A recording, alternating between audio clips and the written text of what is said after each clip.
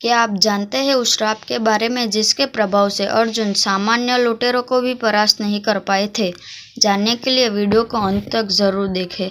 महाभारत के मौसल पर्व के अनुसार श्री कृष्ण के परम धाम जाने के बाद अर्जुन ने श्री कृष्ण की पत्नियों और द्वारका की सभी बची हुई स्त्रियों के साथ इंद्रप्रस्थ की ओर प्रस्थान किया। इंद्रप्रस्थ की ओर बढ़ते हुए रास्ते में अर्जुन के ऊपर हजारों डाकुओं ने एक साथ आक्रमण कर दिया। अर्जुन के साथ सभी सैनिक श्री कृष्ण के व्यू के दुख में युद्ध करने की स्थिति में नहीं थे। तब अर्जुन ने मन को मजबूत कर अकेले ही युद्ध करने का निश्चय किया, पर इस युद्ध में एक अजीब सी घटना हुई। डाकू से लड़ने के लिए अर्जुन ने जैसे ही गांडीव पर प्रत्यंचा चढ़ाने की कोशिश की, उन्हें ऐसे लगा मानो उनकी भुजाओं का बल समाप्त हो गया हो। ऐसी परिस्थिति होने के बावजूद अर्जुन ने युद्ध आरंभ किया, लेकिन कुछ समय बाद उनके अक्षय तर्कस, जिनके बाण कभी समाप्त नहीं होते थे, उस पर रखे सभी बाण समाप्त हो गए।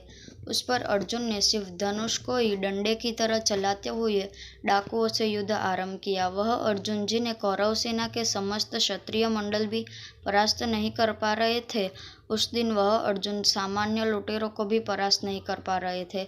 ना जाने क्यों उनकी बाहों का बाहुबल समाप्त होते जा रहा था, एवं उस दिन तो उनके दिव्य अस्त्र शस्त्रों ने भी उनका साथ छोड़ दिया था। परंतु इतना सब होने के बावजूद अर्जुन उन लुटेरों को भगाने में सफल हो गए। अर्जुन ने मुख्य रानियों को तो बचा लिया, परंतु दुर्भाग्यवश डाकू कई स्त्रियों का अपहरण करने में सफल हो गए। उसके बाद अर्जुन इंद्रप्रस्थ की ओर सभी यदुवंशियों को यथास्थान भेज अत्यंत दुखी और भारी हृदय से महर्षि व्यास के आश्रम में गए और उन्हें अपनी इस नाकामी का कारण पूछा। तब वेदव्यास जी ने उन्हें बताया कि जिन यदुवंशी स्त्रियों का अपहरण हुआ था, वे सभी स्त्रियां पूर्व जन्म में अप्सराएं थीं, जिन्होंने महर्षि अष्टावक्र का उनके रूप के कारण मजाक उड़ाया था।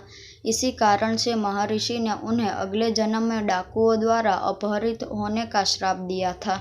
इसी श्राप के कारण डाकुओं के सामने उन स्त्रियों की रक्षा के लिए उद्यत हुए अर्जुन युद्ध के समय अशक्त महसूस करने लगे और उनके सभी दैविक दिव्यास्त्रों ने भी उनका साथ छोड़ दिया था।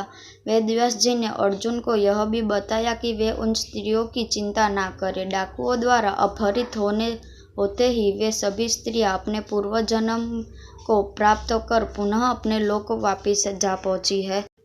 इन सभी उदाहरणों से यह स्पष्ट होता है कि उन स्त्रियों के अपहरण में अर्जुन का कोई दोष या पराजय नहीं थी, बल्कि यह महर्षि अष्टावक्र के श्राप के कारण हुआ था, ना कि अर्जुन के असमर्थता के कारण। फिलहाल आज की इस वीडियो में बस इतना ही। जाने से पहले लाइक बटन जरूर दबा दे और चैनल को सब्सक्राइब कर बेल आइकन भी प्रेस कर दे। मिलते हैं अगले वीडियो में।